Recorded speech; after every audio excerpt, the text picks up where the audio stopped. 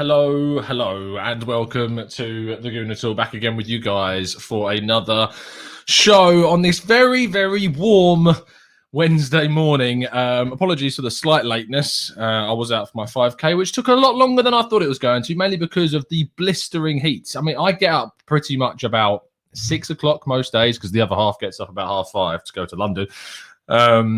So I'd think, get out early, do the run, it's cooler. But no, unforgivingly hot this morning. So apologies for a couple of minutes of lateness.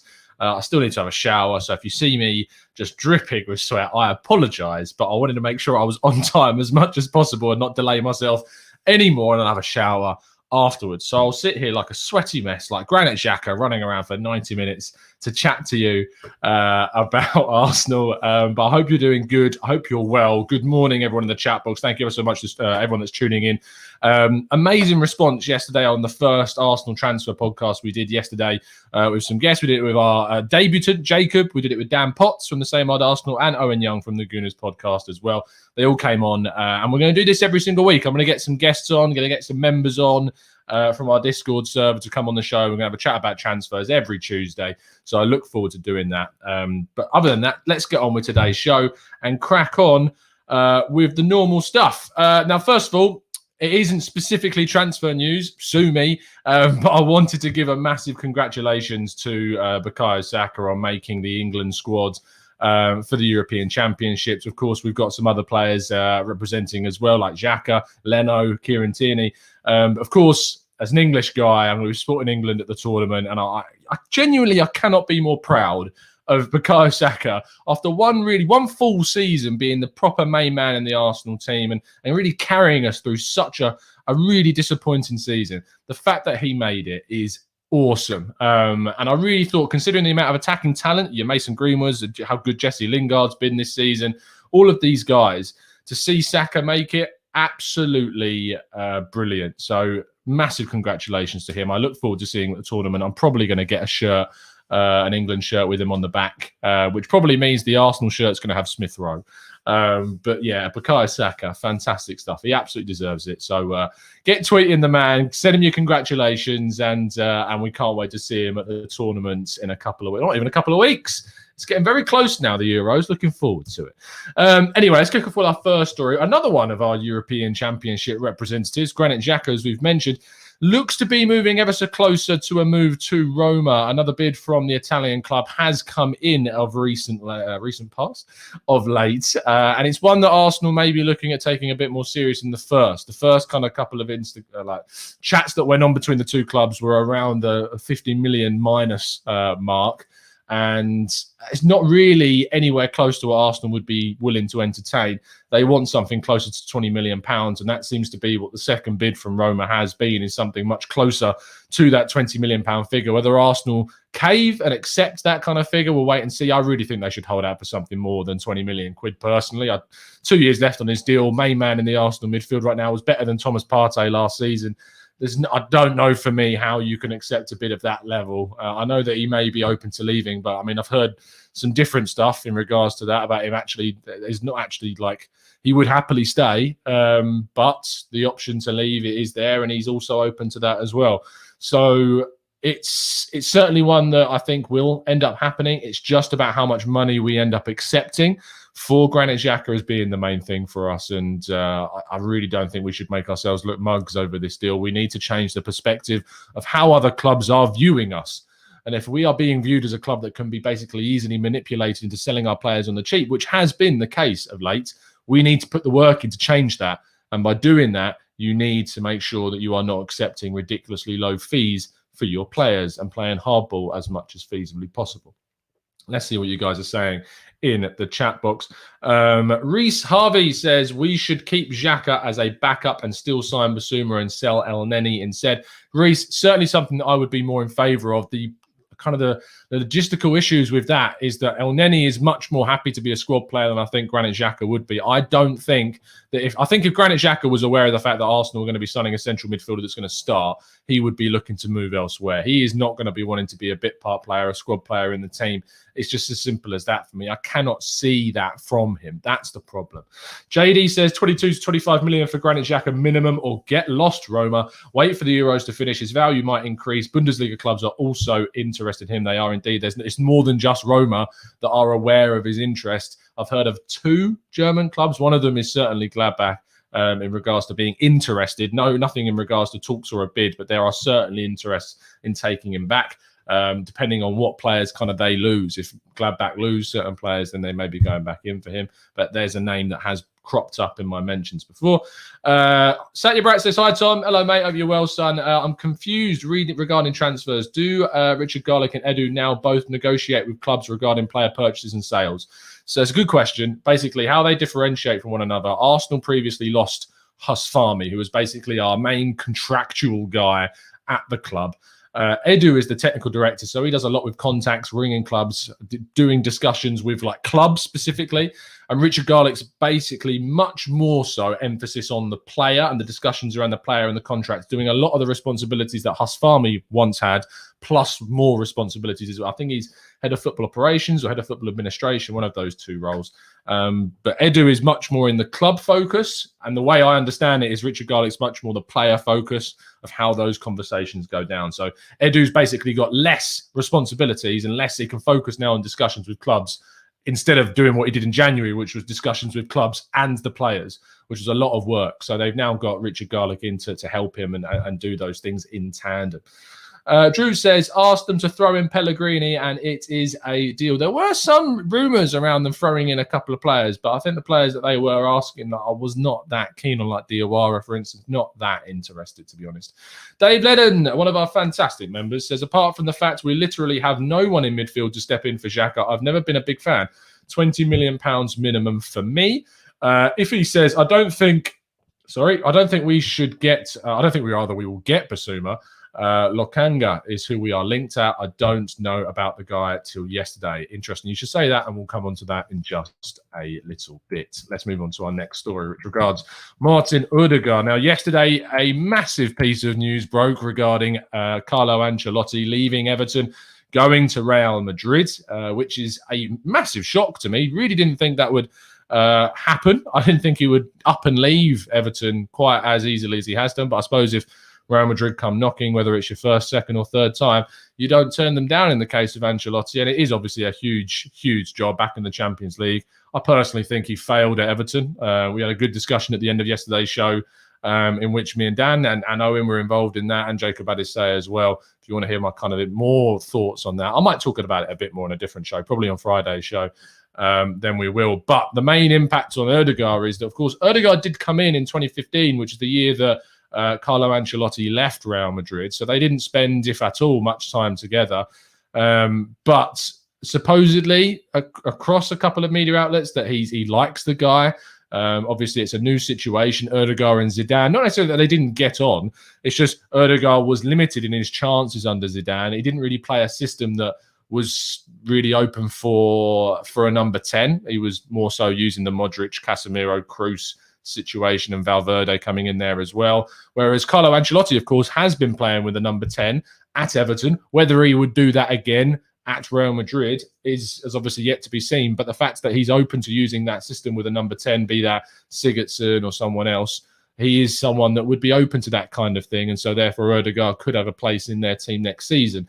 And for that reason, it may scupper a possible opportunity. However, there were conflicting reports that they might be open to another loan deal for Martin Odegaard. Now, if that means Arsenal go out and bring him in again on another loan deal, which I would be open to, however, I would like it to happen alongside something more permanent. I don't think Odegaard is a permanent option for Arsenal, realistically.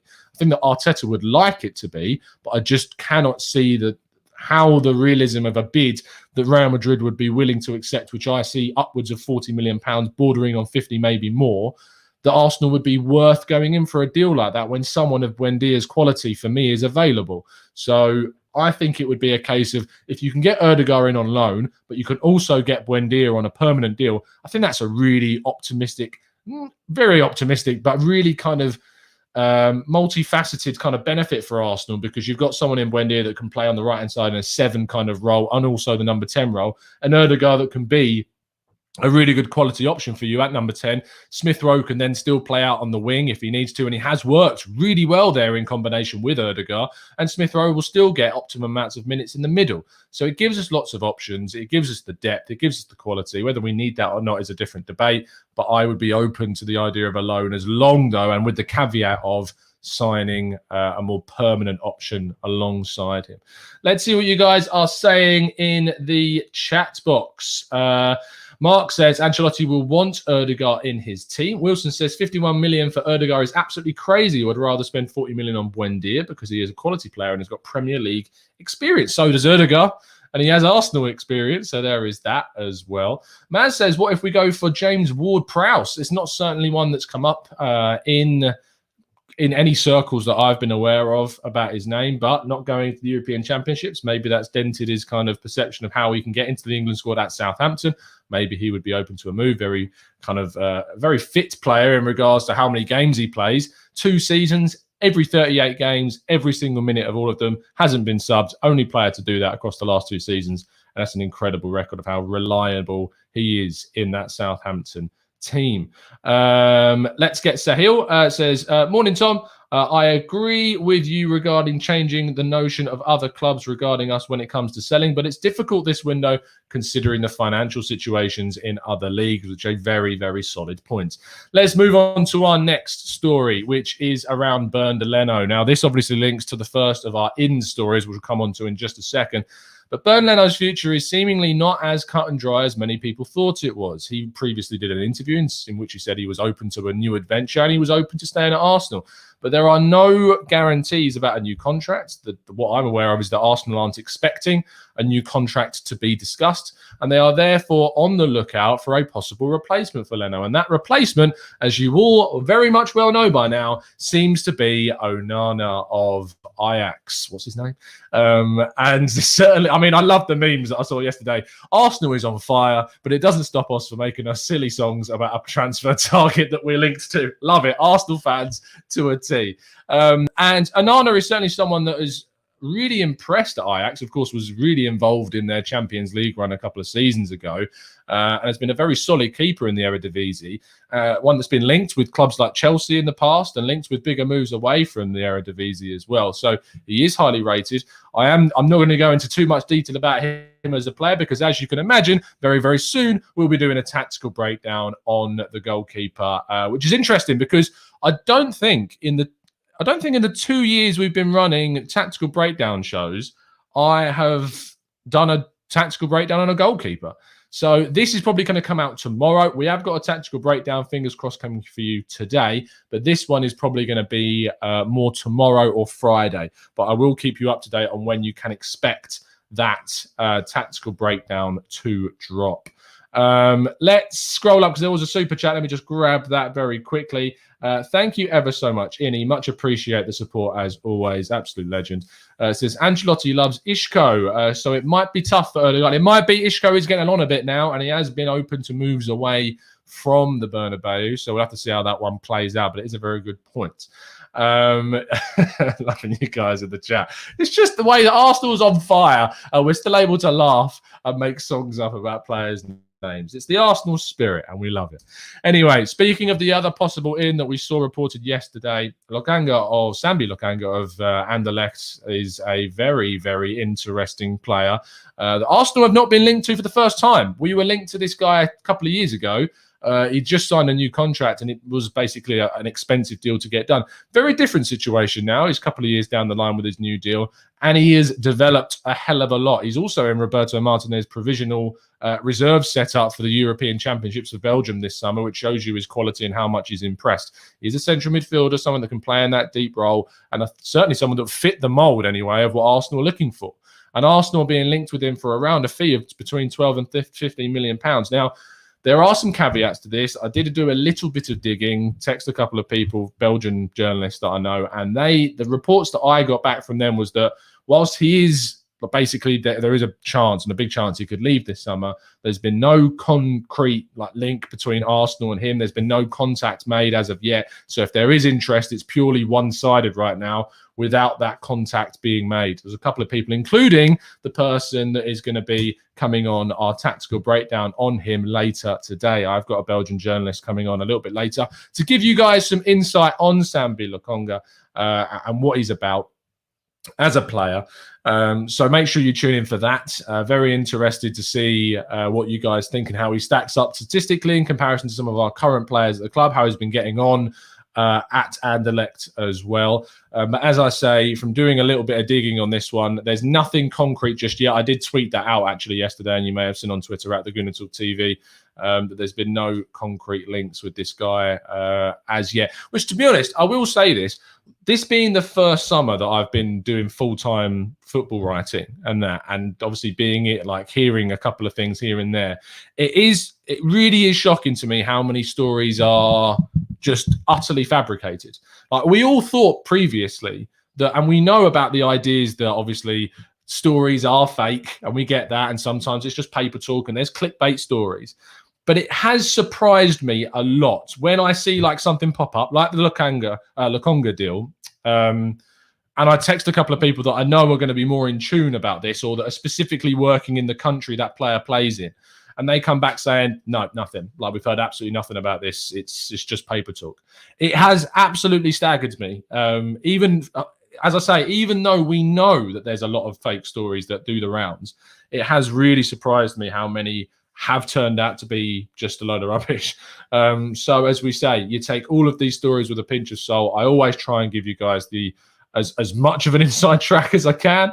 But of course, there are some reliable people out there that if you know they're not tweeting about them, then usually it's not happening. I mean, some really good people to follow, as you already know. Charles Watts is great for this sort of stuff. So is obviously Fab, knows their stuff about this kind of thing. There's a couple of smaller accounts that usually get a couple of things right, but you just need to be careful when you're going out and looking through different links on social media, because there are ways of sifting through things to work out what's real and what's not. So be careful out there on the socials. Anyway, that does come to the final part of our show, which is, of course, our morning Q&A session. It is a Wednesday, so it means I can go on for a little bit longer with you guys because I'm not working till this afternoon. So if you have got a question, then make sure you throw it into the chat box. Benji says, Tom, have you heard of this guy called Zeki Celik?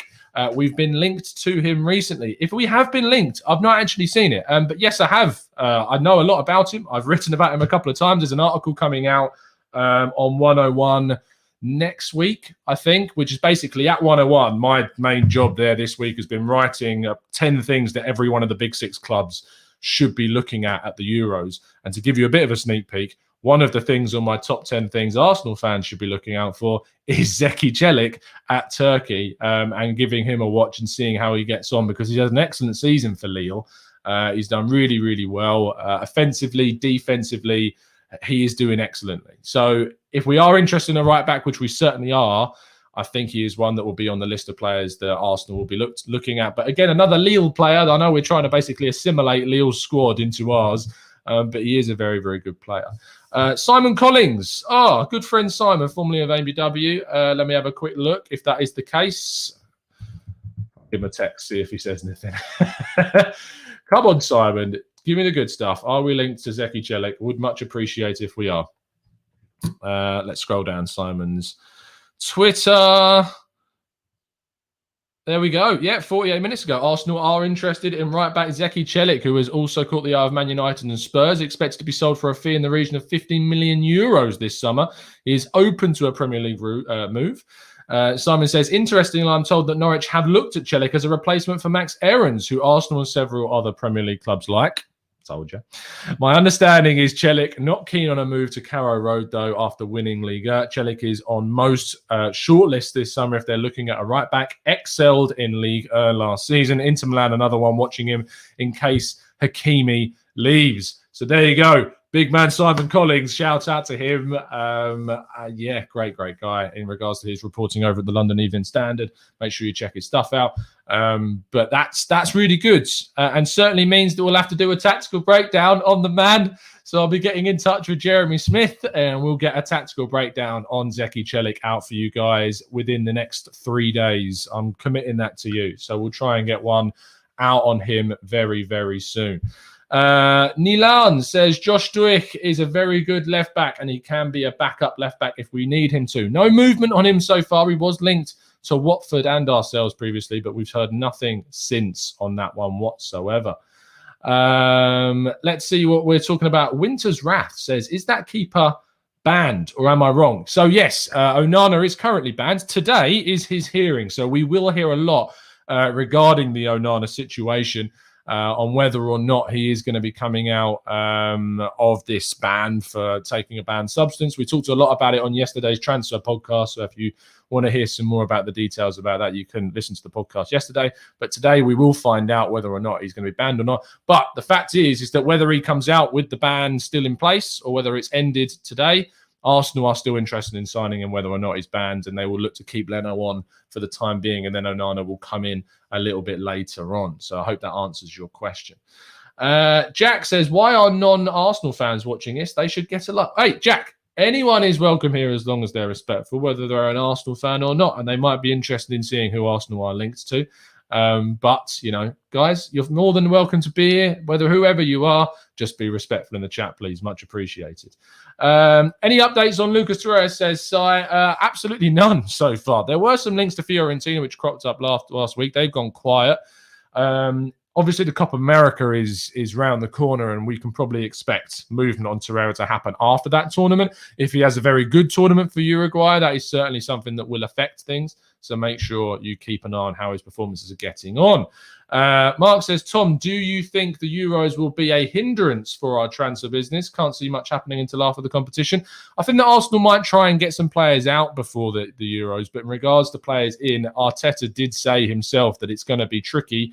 It's not necessarily a bad thing, because they're obviously you take the risk of signing a player that's going to the Euros and them getting injured. There's always that could happen. Sometimes dominoes don't necessarily fall until later on in the window, so one player may leave one place to get a replacement before we can then sign a player from someone else. So it's not necessarily a bad thing. I wouldn't let it worry you. I would like to see some movement, especially in regards to outs before the Euros, but there's no guarantees on that. Prediction for the England game tonight. Is it Romania we're playing or Austria tonight? Let me just have a quick check. We are playing Austria tonight. Oh, Austrian boys. I do love watching Austria, so that'll be fun. I think we should win that game comfortably. Austria have, I want to say struggled, but they've not looked amazing. So I'd imagine that we'll win, but we are missing quite a lot of our key players because they were playing, of course, in the Champions League final. So yeah, I'll go for a 3-0 win, and fingers crossed we can get it over the line. Of course, Austria are playing in the Euros. I might be able to see Austria play in the Euros, actually, because they might fall in the side of the groups where my round of 16 ticket is. So we'll see if that falls into the right place. Let's scroll up to Vuk, who says, we have been linked with Hakan Çalhanoğlu. Anything about him? We actually did a tactical breakdown on him a little while ago, last summer. So that's still on the channel if you want to find out some stuff about him. I don't know if he signed a new deal yet with AC Milan, because it was running out. But I personally, I'm not sure he'd be one I'd go for. I think there's better options out there than him personally. Shriram says, why are we being linked with Mahrez and Sterling? We have enough attacking power on the wings. We do, Shriram, but what I would say is that if there's ever an opportunity to upgrade your squad, to improve your team, you should always do it, no matter what the position is. No point in turning your nose up at a position that you've got the chance to upgrade in. If there's a chance to make your team better, you should go out there and do everything within your power to try and make that happen. So I wouldn't turn your nose up at certain things when they do certainly improve our squad.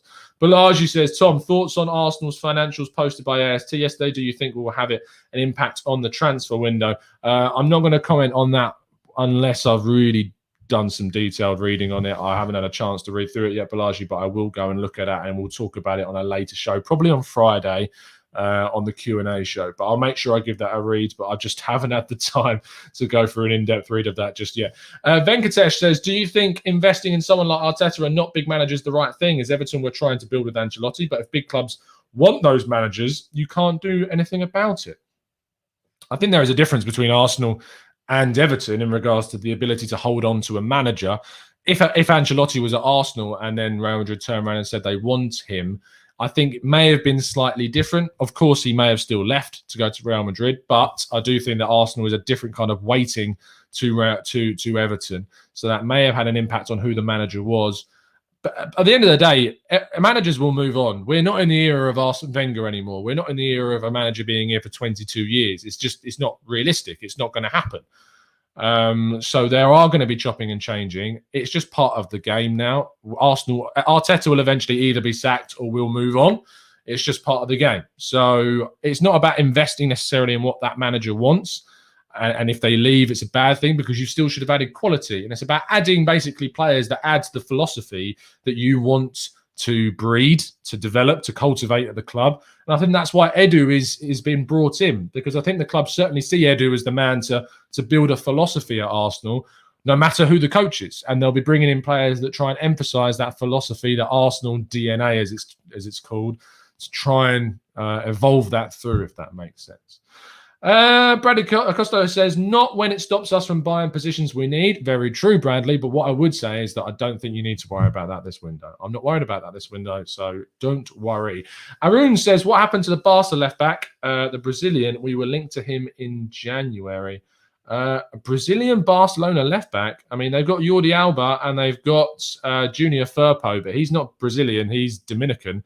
But I think he now represents. I think he chose to represent Spain, or one of the two.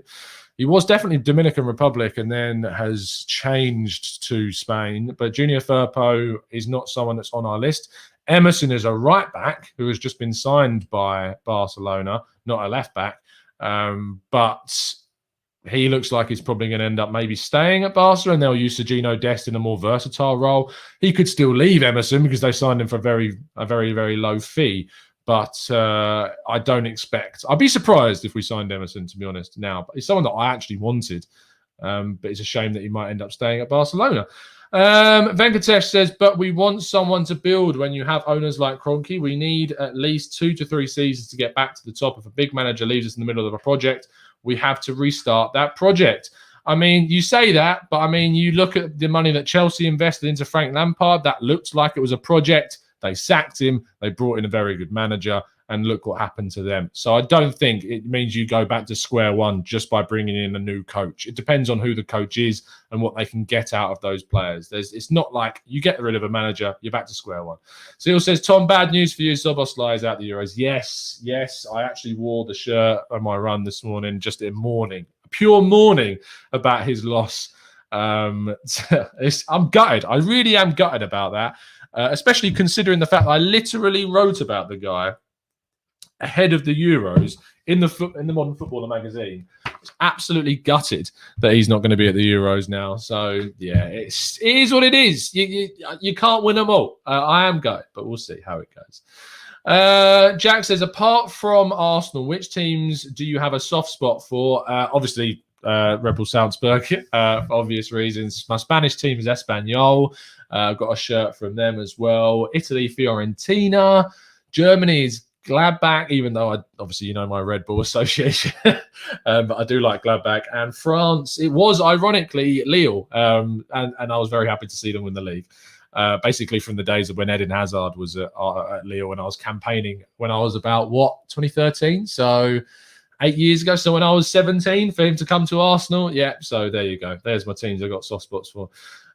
Wilson says, why are you obsessed with Szoboszlai? It's not obsession. It's just, I just really liked him as a player, and I really wanted Arsenal to sign him, and we didn't. But I follow Red Bull Salzburg quite closely, and he was obviously the talent. Now we're on to Brendan Aronson. Now he's the man. He's going to be the next one. Asensio was the one prior to Szoboszlai, who I've still got a shirt of, and you never know, he might move to Arsenal. So we can always hope. We can always pray. Hillel says, what time is it? 30:30. Could you see someone like Luis Campos being introduced to the board of directors, the board as a director of football? He would most likely transform the philosophy of the club when it comes to transfers. Now, I see a lot of talk about the likes of Luis Campos, the likes of Ralph Rangnick. Basically, these directors of football at clubs that buy gems, develop them, and then sell them on for big fees. And I understand the theory yes, they identify some really top quality players. The problem is I don't think that works necessarily as a project at Arsenal. I don't think you can just pick up this guy that's doing a great job finding small gems, get him into the team. They play every single week. They develop into a great player. They sell him on for a big fee. That's not really what Arsenal is as a club. Arsenal, and especially Premier League clubs of that level, is that, yes, it's great to try and find some gems, but when you want to get progression and you want to close that gap between the top clubs, the only way that you're going to do that is if you sign players that are already going to come in and absolutely smash it, not gems which have the potential to come in and then develop into a player. That's why Arsenal are very much, in my mind, you look at them as a team that sign the talents from Leipzig, sign the talents from Lille, sign the talents from these clubs that identify those players early. Yes, I think we should do a better job at finding some young players, and hopefully maybe someone like a Lokonga can be that. But I don't necessarily think that bringing in, say, a Luis Campos would transform the way that Arsenal are on the pitch. It might transform the way we are behind the scenes, but it's no guarantee that you then get an immediate results and impacts on the first team squad, because the players that you're bringing in are, at the end of the day, still prospects. They're still players that need to develop and need to get to that top level. And are they going to get the minutes at Arsenal to do that? Whereas they would get the minutes at somewhere like Leipzig and somewhere like Lille. They will get those minutes to develop. So it's a really tricky balance that you need to find. I think that Edu is doing a fine job right now. I think that Edu has changed the way we've signed players, bringing in Gabriel and Partey, doing the job that we did in January. And I'm hoping that this summer window is going to be further evidence that he's doing a very decent job. We'll come to the end of the transfer window and we can have an evaluation of that. And my mind might change based upon what he does. But I think he's doing okay right now. And I'm fine with that job. So a Luis Campos coming in, whilst it may allow us to identify some decent gems, it doesn't necessarily mean that those gems will get minutes that they need to develop into the players that they would become, say, if they went to a Lille or they went to an RB Leipzig. Winston Raff says, Tom, is it just English clubs?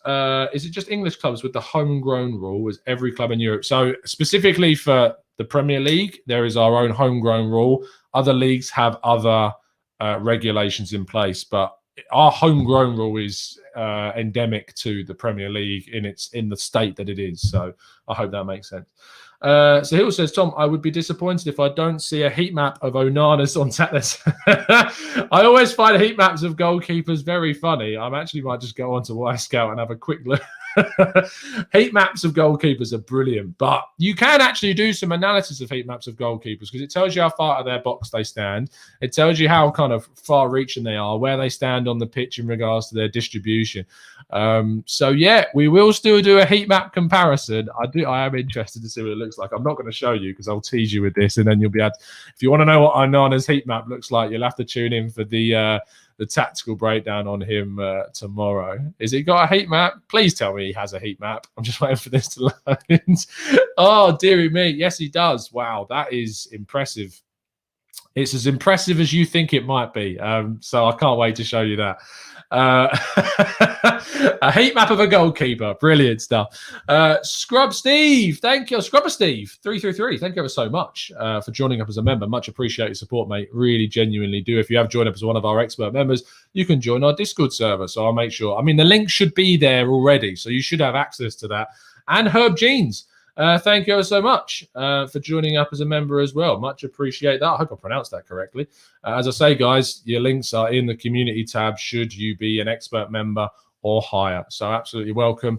I think that is probably where we're going to round things off. So lots of news to talk through today. We've got a tactical breakdown for you guys coming out on Lokonga a little bit later on this afternoon, probably around 2 o'clock UK time. So make sure you hit that notification bell so you get the dedicated show on him. We'll be back tomorrow, of course, tomorrow morning, as always, every single day at 8 a.m. doing these transfer shows, keeping you guys as up to date as feasibly possible on all the latest Arsenal transfer information. We'll have a tactical breakdown on Onana coming out. I'll hopefully doing one on Mazraoui as well. And then, of course, now we've been linked to Zeki Celik, I'll try to get to work on getting one of those out for you guys as well. So plenty of content to come out on specific players that Arsenal are linked to, as we will do throughout the entire transfer video with the help of some experts, with the help of statistical analysis and player comparisons too.